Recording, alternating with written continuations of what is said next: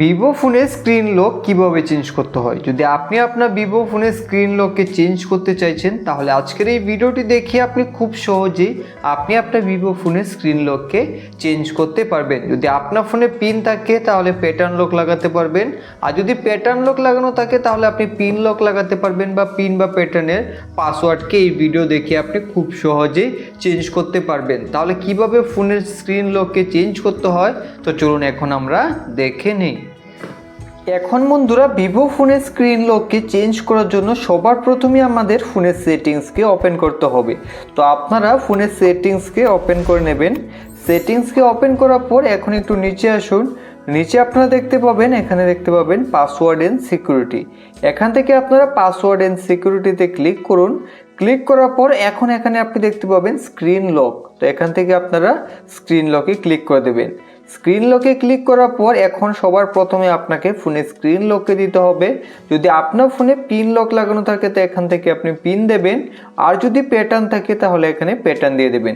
তো আমাদের ফোনে পিন লক ছিল তো এখান থেকে আমরা পিন দিয়ে দিলাম। তো এইভাবে আপনারাও ফোনের লককে দিয়ে দেবেন।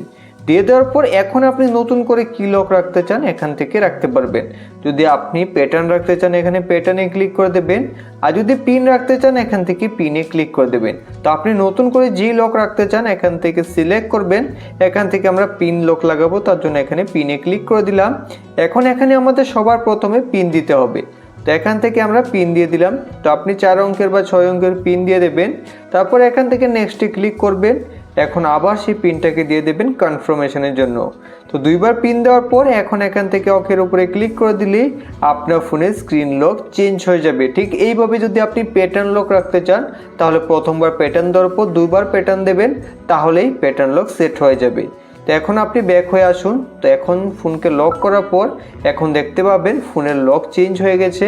এখন যে নতুন লক দিয়েছেন অর্থাৎ পিন দিয়েছেন সেই পিন দেওয়ার পরেই ফোন আনলক হবে। তো এইভাবে খুব সহজেই আপনি ভিভো ফোনের লককে চেঞ্জ করতে পারবেন। আশা করি আজকের ভিডিওটি আপনাদের ভালো লেগেছে। ভালো লাগলে লাইক করে চ্যানেলটিকে সাবস্ক্রাইব করে দেবেন। ভিডিও সম্পূর্ণ দেখার জন্য সবাইকে অসংখ্য ধন্যবাদ।